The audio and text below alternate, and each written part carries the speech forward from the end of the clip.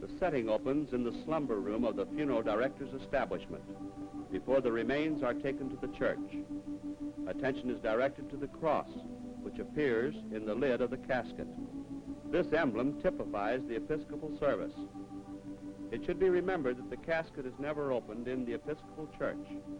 Therefore, opportunity is provided for friends and loved ones to pay their farewell tribute before the church service. In contrast to other types of services, it is observed that floral tributes are very much a part of the Episcopal service. The flowers are rearranged before closing the casket to accompany the body to the church, where they are permitted in most cases. The family piece may stay on the casket during the entire service. The family arrives at the mortuary, and the funeral director escorts them to the casket to spend their final moments. The funeral director stays close by the family during the last interval, although he keeps himself very much in the background. He is their friendly servant who is available for their instant need or call.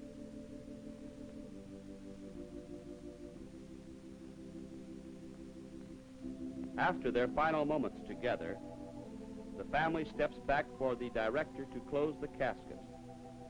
The director beckons to his assistant to come forward and to arrange the floral display to enable the director to close and seal the casket, which he does with painstaking care and in the presence of the entire family group.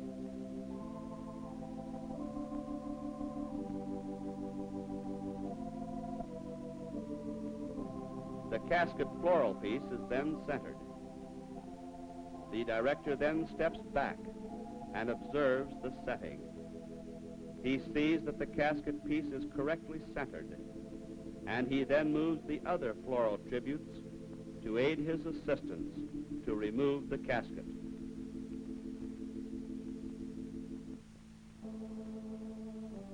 He motions for another assistant to come forward to help with the removal.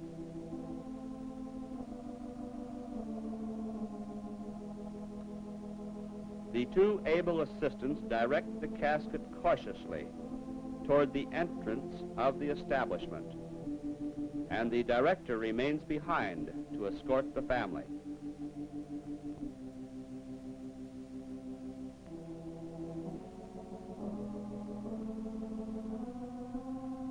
Observe the quiet and dignified manner in which he handles himself, his assistants, and the family.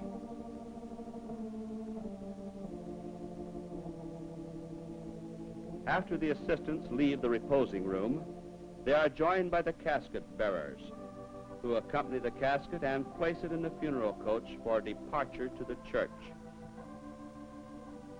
The director escorts the family to their waiting limousine.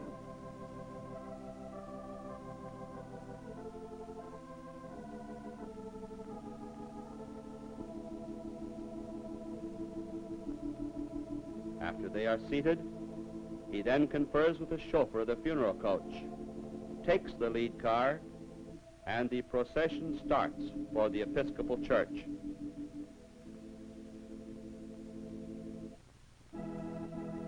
A motorcycle escort leads the group through the city streets to make for right-of-way and to control traffic and the speed of the procession.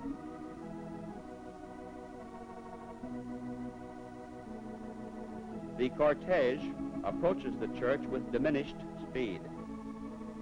Each car is stopped at the desired location to provide direct and proper entry for the casket and the family to the church. After the procession has been brought to a stop with each car well located, the director alights and walks toward the family limousine. The funeral coach chauffeur prepares the side-loading coach for perfect horizontal removal of the casket by using the automatic leveling device. He simply moves the direction control lever, pushes the switch, and the mechanism is in operation. Because of the street slope, the left side of the coach is elevated to assure a level casket table. Release of the switch locks the device in position. The director arrives at the family limousine by the time the funeral coach has been properly leveled. He helps each member of the family to alight.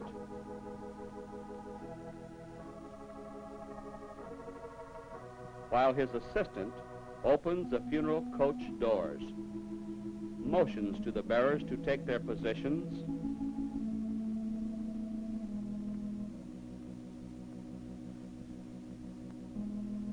and with the touch of a finger, the automatic table is put into operation and the casket brought between the waiting bearers.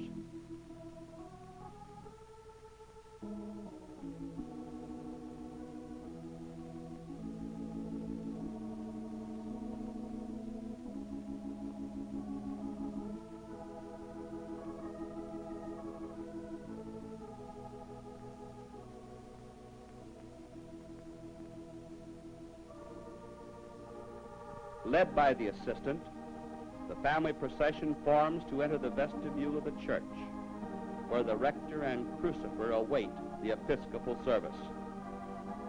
It is well to point out that promptness is essential on the funeral director's part in all church services. When schedules are maintained, the rector is not kept waiting in the vestibule of the church for an indefinite period. After the procession reaches the vestibule, the crucifer and the rector take the lead as it proceeds down the center church aisle, the rector giving the renowned Episcopal passage from the Book of Common Prayer, I am the resurrection. After the casket has been placed, the bearers are seated on the left and the family seated on the right.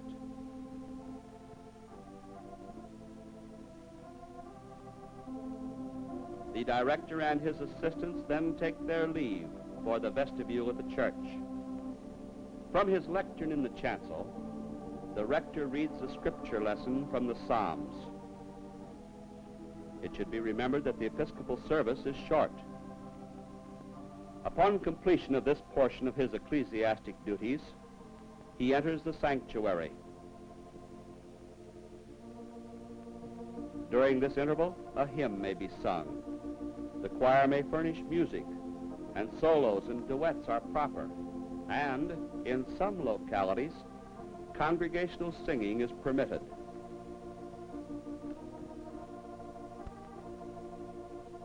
As the rector reaches the altar in the sanctuary, he gives the creed.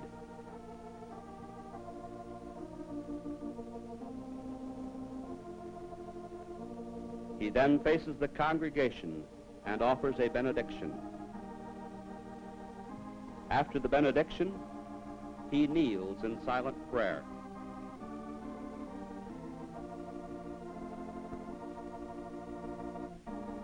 The rector leaves the sanctuary with the crucifer in the lead, and as he departs, the organist begins playing the postlude. This is the director's clue that the service is about to be completed.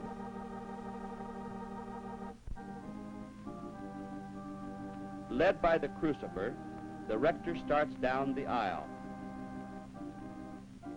After they pass the casket, the director and his assistants come forward.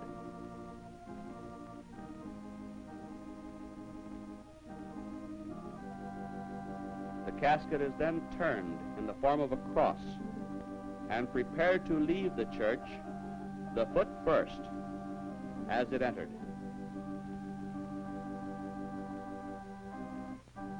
The pallbearers take their stations on each side. The director motions to the family and escorts them up the aisle to form the moving procession as it leaves the church.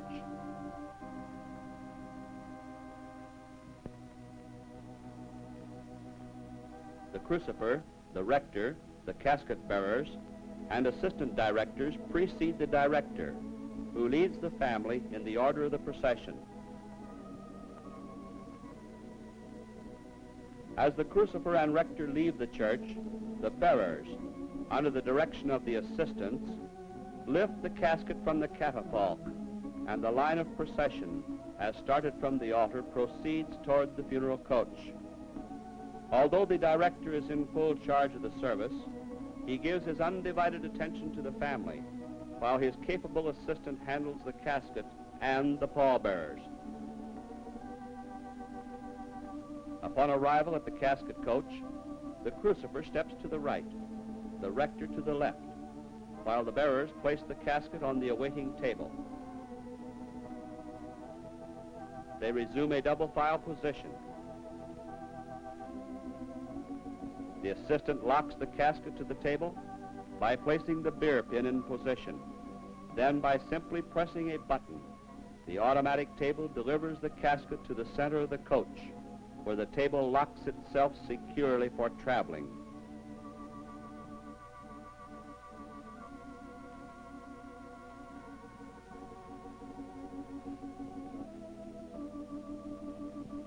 Timing is the key to a smooth service. The director escorts the family to their waiting limousine.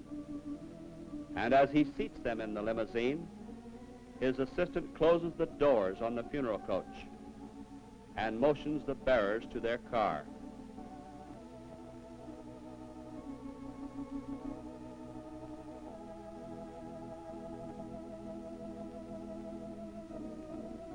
The crucifer returns to the church. The director comes forward after all the cars are occupied, joins the rector, and walks with him to the lead car. He opens the door and seats the rector. This procedure is in keeping with the ritual of the church, which stipulates that the rector must always precede the casket. The director converses with the motorcycle escort, informing him that they are ready to depart.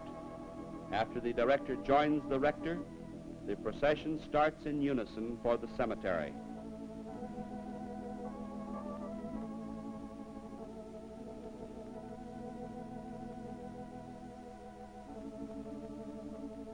In the meanwhile, another assistant from the mortuary conducts an all-important part of the service. After the procession has departed, he removes each floral piece carefully and tenderly from the church and places them in a flower car for transportation to the cemetery. The attendant treats each floral display carefully in transit because each display represents an expression of sympathy. He leaves the church and drives to the cemetery by a different route. In this manner, he is able to reach the point of interment before the cortege arrives to reestablish the complete floral display, which is an important part of the final memory picture. Each floral piece is handled just as carefully at the graveside as it was at the church.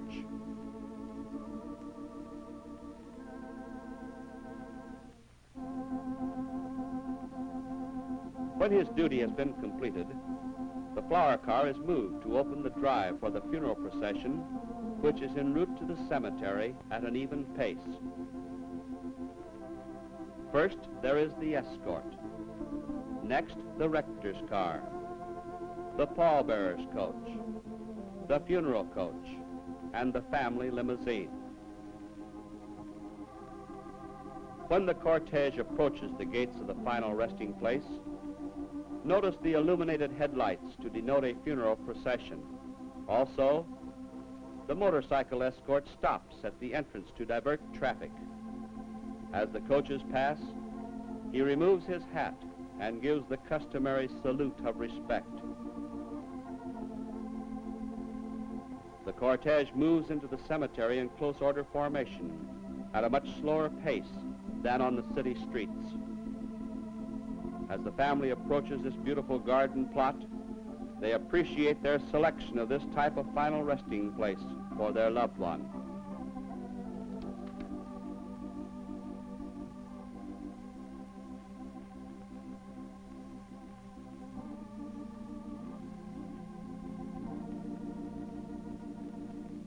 After the procession has been brought to a stop, the director and the rector alight from the lead car.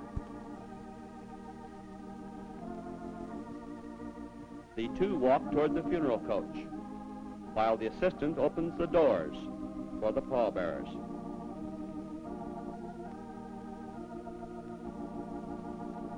The bearers, under his direction, take their places at the side of the funeral coach, facing each other in single files as before, while the assistant brings the table to its unloading position. The director helps the family to alight from their limousine as the bearers receive the casket from the coach. Notice the short distance between the funeral coach and the family car, which is possible only when side-loading funeral coaches are used. It is well to observe that as the casket is placed on the lowering device, the rector has assumed his position at the head of the grave, and the pallbearers have taken their station in double file at his left before the family is brought to the graveside.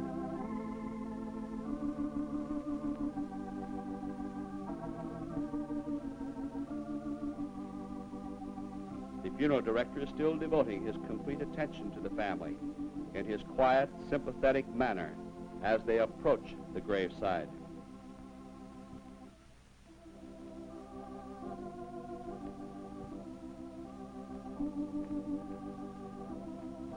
After they are seated, the director steps to one side, and the rector starts the usual committal for his particular service.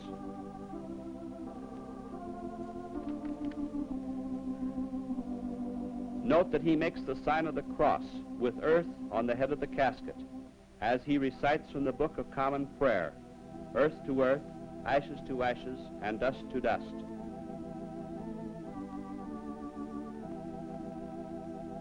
Immediately thereafter, he pronounces the benediction, pays his respects to the family members,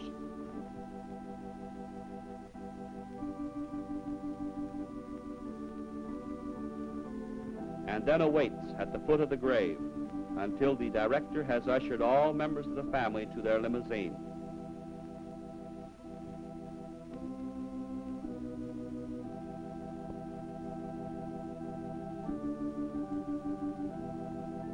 The assistant director motions for the bearers to take their leave, and after they have done so, he joins the rector, and they walk to the rector's car together.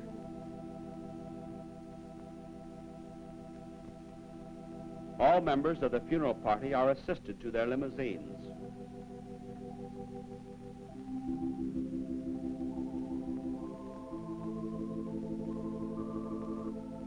After the director seats the family in their car, he pauses for a final word with them. He assures them that he will remain for the final closing of the grave. He bids them farewell, and he then returns and makes certain that the remaining details of interment are completed.